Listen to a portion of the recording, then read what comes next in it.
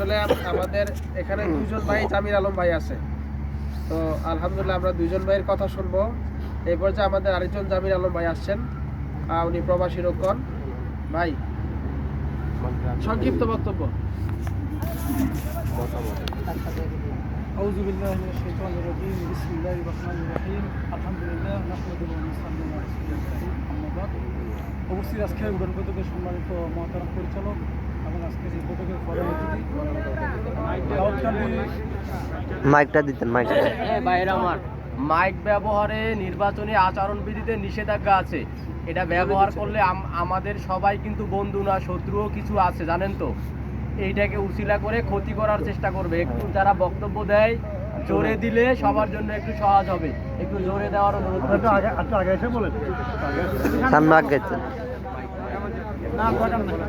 আলহামদুলিল্লাহ সম্মানিত ভাইরা, প্রথমে শুকরিয়া আদায় করছি সেই মহানবুল আলামিনের, যিনি আজকের এই প্রচণ্ড ঠান্ডার মধ্যে দিয়ে হলো আসরের নামাজের পরে আমরা কি বিশেষ একটা গ্রুপকে বাস্তবায়ন করার জন্য আমরা সম্মিলিত হতে পেরেছি।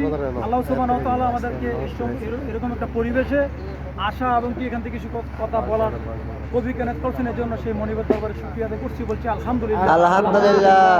তুরুত পেশ করছি মানবতার শিক্ষক জনাবে মুহাম্মদুর রাসূলুল্লাহ সাল্লাল্লাহু আলাইহি ওয়াসাল্লামের প্রতি। আরও স্মরণ করছি যুগে যুগে যারা আল্লাহর জমিনে আল্লাহর দিনকে প্রতিষ্ঠিত করতে গিয়ে যারা রাস্তায় শাহাদত বরণ করেছেন, সেই সব ভাইদের মাগফিরাত কামনা করছি। প্রিয় ভাইরা, আজকে আমাদের বিশেষ একটা বৈঠক ছিল হচ্ছে নির্বাচনী কেন্দ্রিক। আসলে ভাই নির্বাচন ভোট একটা হচ্ছে আমানত আমাদের কাছে। এই আমানতটা যদি আমরা সঠিকভাবে প্রয়োগ না করি তাহলে কি কাল হাসরের মাঠে আল্লাহর কাছে একদিন আমাদের কী করতে হবে, জবাবদিহিতা করতে হবে। কিন্তু আজকে এই বিষয়টা কিন্তু নতুন কোনো বিষয় নয়। প্রত্যেক যুগে যুগে কিন্তু কি আল্লাহ তাআলা যে যুগে যুগে নবী রাসূল পাঠিয়েছেন এবং সবাই কিন্তু কি একই কথা বলেছেন, আনি আবুদুল্লাহ ওয়াজতানিবুত তাগুত, এক আল্লাহর ইবাদত করো, এক আল্লাহর দাসত্ব করো, তিনি ছাড়া কোনো ইলাহ নাই, কোনো মাবুদ নাই, এবং তাগুতকে বর্জন করো। কিন্তু এই আয়াতটা বোঝা যায় আদম আলাইহিস সালাম থেকে আজ পর্যন্ত মুহাম্মদ সাল্লাল্লাহু আলাইহি ওয়াসাল্লাম পর্যন্ত যতগুলো পৃথিবীতে নবী রাসূল আসছে সবাই কিন্তু কি একদিকে আহ্বান জানাচ্ছে, একই কথা বলছেন যে তোমরা এক আল্লাহর দিকে আসো, এক আল্লাহর মানে এক আল্লাহর ইবাদত করো, এক আল্লাহর বন্দিগি করো, তিনি ছাড়া কোনো ইলাহ নাই, কোনো মাবুদ নাই, এবং তাগুতকে বর্জন করো। অর্থাৎ যুগে যুগে সব নবী রাসূল কিন্তু কি দিন প্রতিষ্ঠার ব্যাপারে কিন্তু কি তারা চেষ্টা করেছেন, সবাই কিন্তু কি দিন কায়েম করতে পারেন নাই, এই জন্য সবাই কিন্তু ব্যর্থ নয়। প্রিয় সম্মানিত উপস্থিতি, কিন্তু দিন কায়েম করা ফরজ, ইসলামী আন্দোলন করা কি ফরজ। আজকে আমরা অনেক সময় ভিন্ন মত থাকতেই পারে, আমাদের থাকবে, কিন্তু আজকে আমাদের বাংলাদেশের মানুষের প্রেক্ষাপট এরকম হয়েছে, আমরা 100-এর মধ্যে 95% মানুষই কিন্তু কি কোরআনের ব্যাখ্যা বুঝি না, কোরআনের তাফসীর বুঝি না, বিশ্লেষণ বুঝি না। যদি আজকে বুঝতাম তাহলে কিন্তু আজকে আমাদের বাংলাদেশে এই প্রেক্ষাপট হয় না। তাহলে রাসূল সাল্লাল্লাহু আলাইহি ওয়াসাল্লাম আজ থেকে 1500 বছর পূর্বে থেকে তাকান, এক সময় যারা আরবের রাখাল ছিল, যারা নারীদের সতীত্ব ধ্বংসকারী ছিল, তারা কিন্তু এই কোরআনের স্পষ্ট পেয়ে কিন্তু কি তারা এক সময় নারীদের কি হেফাজতকারী হয়ে গিয়েছিল। সুবহানাল্লাহ। কীভাবে হয়েছিল? এটা কোরআনের কারণে, ইসলামের কারণে, দিনের মধ্যে দাখিল হওয়ার কারণে কিন্তু সেটা কি সম্ভব হয়েছিল। আজকে কিন্তু আমাদের সামনে সে কোরআন উপস্থিত, প্রেজেন্ট কোরআন আছে, কিন্তু আমরা কি আমাদের মধ্যে হেদায়েত নাই। কোরআন আছে যে কিন্তু আমাদের মধ্যে কি সেই সমস্ত কি রাসূল সাল্লাল্লাহু আলাইহি ওয়াসাল্লামের সাহাবীদের যে রেখে যাওয়া বৈশিষ্ট্য, আল্লাহ রাসূলের যে চরিত্র, সেটা আমাদের মধ্যে কি আজকে নাই। না থাকার কারণে আজকে আমরা কি বিভিন্ন ধরনের দল, বিভিন্ন ধরনের মত, বিভিন্ন ধরনের পথের দিকে আমরা কি ছুটছি।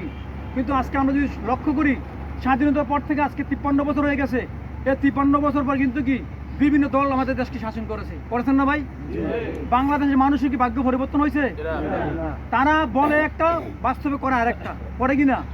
এই তো আমরা এরকম লোক দেখতে চাই, এরকম লোক আগামীতে দাওয়াত কেন্দ্রে এরকম এমপি চাই, যারা মুখে বলবে যেটা বাস্তবে সেটা পরিণত করবে। এই সমস্ত লোকদের আমরা কি করি আগামীতে আমরা চাই। যারা মুখে বলবে একটা, কি পরে বলবে আরেকটা, এই সমস্ত লোক আমরা কি চাই না। শুনেন, আর আল্লাহ রাসূল সাল্লাল্লাহু আলাইহি ওয়াসাল্লাম বলেছেন যারা তোমরা অবশ্যই জামাতবদ্ধ হবে। মুসলমানরা কি ঐক্যবদ্ধ জাতি। রাসূল সাল্লাল্লাহু আলাইহি ওয়াসাল্লামের ইতিহাসগুলো আমরা যদি তাকে মক্কার জীবনে, তিনি কিন্তু সর্বপ্রথম কিন্তু কি যখন হেরাগত থেকে আসলেন, আসার পরে কি তিনি তার স্ত্রীকে দাওয়াত দিলেন, আহ্বান করলেন যে আমি আল্লাহর পক্ষ নবী হিসেবে প্রেরিত হয়েছি। তার স্ত্রীকে দাওয়াত দিলেন, তারপর যুবকদের মধ্যে কি এবং আবু বকরকে দাওয়াত দিলেন এবং আলীকে দাওয়াত দিলেন। প্রথম পর্যায়ে 60 জন লোক ইসলাম গ্রহণ করেছিলেন। এই দাওয়াতের মাধ্যমে কিন্তু তিনি করলেন, সংঘবদ্ধ করলেন, জামাতবদ্ধ হলেন। এই জামাতবদ্ধের মধ্যে আসলে কিন্তু আস্তে আস্তে দেখা গেছে কি পরবর্তী সময় কি মক্কা বিজয় হওয়ার পরে কি ইসলামকে বিজয় করা সেখানে সম্ভব হয়েছে। আজকে কিন্তু কি ইসলাম কিন্তু এভাবে বিজয় হবে না। আজকে আমাদের থেকে যে হাদি, কয়েকদিন আগে যে উসমান হাদি যে শহীদ হয়েছে, শরীফ উসমান হাদি, তার ইতিহাসগুলো পরে দেখবেন, তার মধ্যে যে শহীদ তামান্ন ছিল, যে স্পিরিট ছিল, আসলে আজকে আমাদের সেই সমস্ত শহীদ তামান্না বা স্পিরিট থাকা কিন্তু কি আমাদের যুবকদের মধ্যে কম। সেই জন্য আমাদের মধ্যে সেই স্পিরিট থাকতে হবে। তার রেখে যাওয়া যে কথাগুলো, যে তিনি যেই পদে ছিলেন তার মধ্যে যে ইমান ছিল, সেই ইমানে আমরা কি বলিয়ান হয়ে আমরা কি বাস্তব জীবনে কি চলতে চাই। তো প্রিয় সম্মানিত উপস্থিতি, আমাদের সামনে সম্মানিত মেহমান আছে, ওনারা আলোচনা করবেন।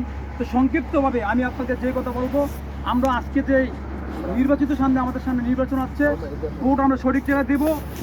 এমন কোনো ব্যক্তিকে নির্বাচিত করবো না যারা কি যাদের চরিত্র দিনের বেলা একরকম, আবার রাতের বেলা কি অন্যরকম হয়। আমরা যাবো ওই সমস্ত লোকদেরকে, তারা কি কথা এবং কাজে কি মিল থাকবে। তো আমার সম্মানিত প্রিয় ভাইয়েরা আজকের মধ্যে এখানে শেষ করলাম।